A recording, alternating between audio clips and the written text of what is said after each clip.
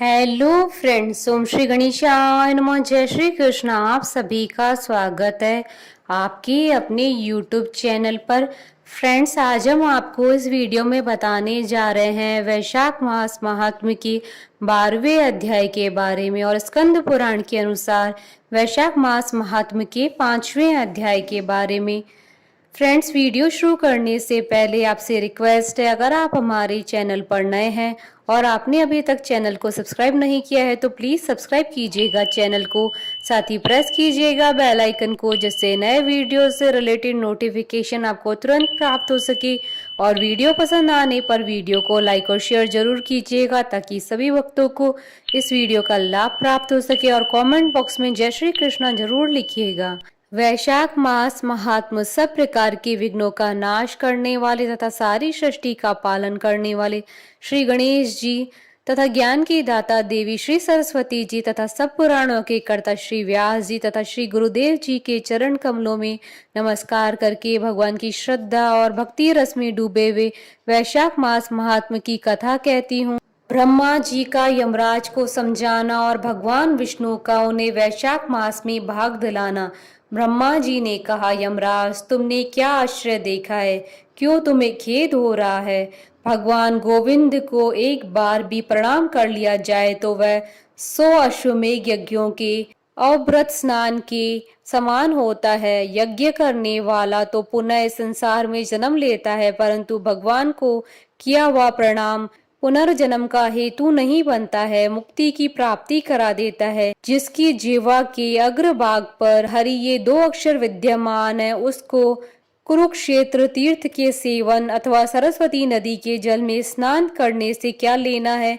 जो मृत्यु काल में भगवान विष्णु का स्मरण करता है वह अभक्ष्य भक्षण आदि से प्राप्त हुई पाप राशि का परित्याग करके भगवान विष्णु के सानिध्य को पाता है, क्योंकि भगवान विष्णु को अपना स्मरण बहुत ही प्रिय है। यमराज, इसी प्रकार वैशाख नामक मास भगवान विष्णु को प्रिय है, जिसके धर्म को श्रवण करने मात्र से मनुष्य सब पापों से मुक्त हो जाता है।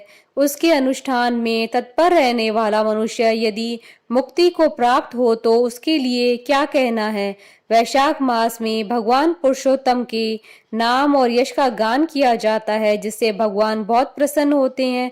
पुरुषोत्तम श्री हरि संपूर्ण जगत के स्वामी और हमारे जनक है। यह राजा कीर्तिमान वैशाख मास में उन्हीं भगवान के प्रिय धर्मों का अनुष्ठान करता है, जिससे प्रसन्नचित होकर भगवान विष्णु सदा उसकी सहायता में स्थित रहते हैं। भगवान वासुदेव के भक्तों का कभी अमंगल नहीं होता है। उन्हें जन्म, मृत्यु, जरा और व्याधि का भय भी नहीं प्राप्त होता है। कार्य में नियुक्त किया हुआ पुरुष यदि अपनी पूरी शक्ति लगाकर स्वामी के कार्य साधन की चेष्टा करता है तो उतने से ही वह कृतार्थ हो जाता है। यदि शक्ति के बाहर कार्य उपस्थित हो जाए तो स्वामी को उसकी सूचना दे दे, उतना कर देने से वह पूर्ण हो जाता है, उसका सुख का भागी होता है। जिसने उस प्रयोजन को स्वामी से निवेदित कर दिया है उसके ऊपर न तो कोई ऋण है और न ही पातक लगता है। अपने कर्तव्य पालन के लिए पूरा यत्न कर लेने पर प्राणी का कोई अपराध नहीं रहता।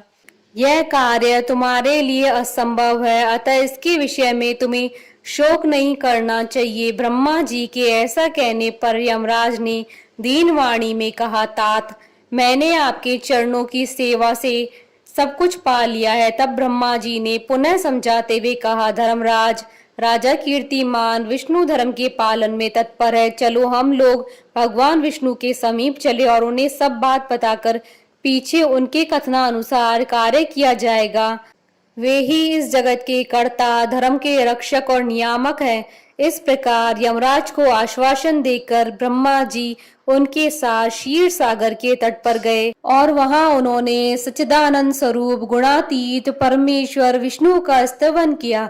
ब्रह्मा जी की स्तुति से संतुष्ट होकर भगवान विष्णु वहां प्रकट हुए। यमराज और ब्रह्मा जी ने तुरंत ही उनके चरणों में मस्तक झुकाया। तब भगवान महाविष्णु ने मेघ के समान गंभीर वाणी में उन दोनों से कहा, तुम लोग यहाँ क्यों आए हो? ब्रह्मा जी ने कहा, प्रभु, आपके श्रेष्ठ भक्त राजा कीर्तिमान के शासन काल में सब मनुष्य वैशाख धर्म के पालन में संलग्न हो आपके अविनाशी पद को प्राप्त हो रहे हैं। इससे यमपुरी सूनी हो गई है।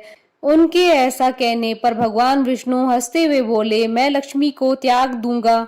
अपने प्राण शरीर श्रीवत्स, कौस्तुभ मणि, वैजंती माला, श्वेत दीप, वैकुंठ धाम, क्षीर सागर, शेषनाग तथा गरुड़ जी को भी छोड़ दूंगा, परंतु अपने भक्त का त्याग नहीं कर सकूंगा, जिन्होंने मेरे लिए सब भोगों का त्याग करके अपना जीवन तक मुझे सौंप दिया है। जो मुझ में मन लगाकर मेरे स्वरूप हो गए हैं, उन महाभाग भक्तों को मैं कैसे त्याग सकता हूँ। राजा कीर्तिमान को इस पृथ्वी पर मैंने 10,000 वर्षों की आयु दी है। उनमें से 8,000 वर्ष तो बीत गए। शेष आयु और बीत जाने पर उसे मेरा सानिध्य प्राप्त होगा। उसके बाद पृथ्वी पर बेन नामक दुष्टात्मा राजा होगा, जो संपूर्ण वेदोक्त महाधर्म का लोप कर देगा। उस समय वैशाख मास के धर्म भी छिन्न भिन्न हो जाएंगे। बेन अपने ही पाप से भस्म हो जाएगा। तत्पश्चात मैं पृथु होकर पुनः सब धर्मों का प्रचार करूंगा। उस समय लोगों में वैशाख मास के धर्म को भी प्रसिद्ध करूंगा। सहस्त्रों मनुष्यों में कोई एक ऐसा होता है जो मुझ में अपने मन प्राण अर्पित करके अपना वर्चस्व मुझे समर्पित कर दे और मेरा भक्त हो जाए। जो ऐसा होता है वही मेरे धर्म को प्रचार करता है। इस वैशाख मास में भी मैं वैशाख धर्म में तत्पर रहने वाले महात्मा पुरुषों तथा राजा के द्वारा समयानुसार तुम्हारे लिए भाग दिलवाऊंगा।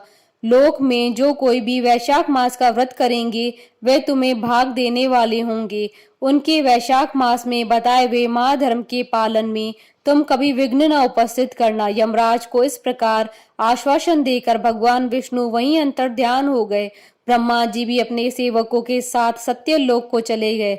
उसके बाद यमराज भी अपनी पुरी को पधारे। वैशाख मास की पूर्णिमा को पहले धर्मराज के उद्देश्य से जल से भरा हुआ घड़ा, दही और अन्न देना चाहिए। उसके बाद पितरों, गुरुओं और भगवान विष्णु के उद्देश्य से शीतल जल, दही, अन्न, पान और दक्षिणा फल के साथ कांसी के पात्र में रखकर ब्राह्मण को देना चाहिए। भगवान विष्णु की दिव्य प्रतिमा वैशाख मास की महात्मा कथा सुनाने वाले दीन ब्राह्मण को देनी चाहिए। उस धर्म वक्ता ब्राह्मण को अपने धन से भी पूजित करना चाहिए। राजा कीर्तिमान ने सब कुछ उसी प्रकार किया। उन्होंने पृथ्वी पर मनोवांछित भोग भोगकर शेष आयु पूर्ण होने के पश्चात पुत्र पौत्र आदि के साथ विष्णु धाम को प्रस्थान किया।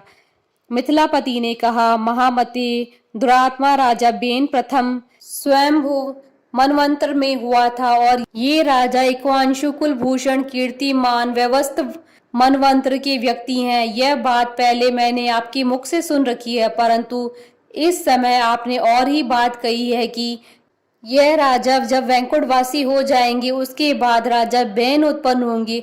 मेरे इस संशय को आप निवृत्त कीजिए। श्रुतदेव ने कहा, राजन, पुराणों में जो विषमता प्रतीत होती है वह युग भेद और कल्प भेद की व्यवस्था के अनुसार है। किसी कल्प में ऐसा ही हुआ होगा कि पहले राजा कीर्तिमान और पीछे बैन हुआ, इसलिए कहीं कथा में समय की विपरीतता देकर उसके अप्रमाणिक होने की आशंका नहीं करनी चाहिए।